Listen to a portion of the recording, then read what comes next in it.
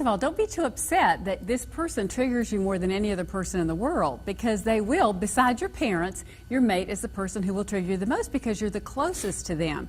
Now, we have a tool. We say that anger is not a primary emotion. It's actually a secondary emotion.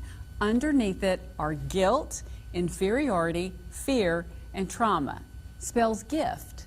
So if you get really, really mad at your partner, we have a joke in our counseling clinic. We say, grab your thumb, you'll see 4 fingers sticking up in front of you, and ask yourself, is it guilt, inferiority, fear, or trauma? And then speak about those emotions. Because if you speak about anger, you're just going to provoke anger in your spouse, and you're both going to be mad. But if you talk about inferiority, or hurt, or guilt, you're going to get somewhere with your partner. Mm-hmm.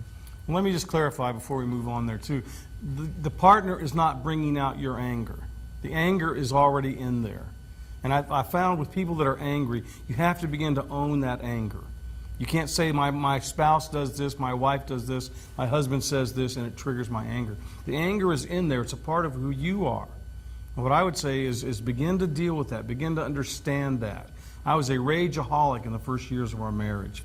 And I'm just raging all over the place, but it never really resolved anything because I never really understood that anger. I never really was able to communicate about what was underneath that anger. So own the anger, understand it, get into the primary emotions that Bev is talking about, and begin to resolve those emotions.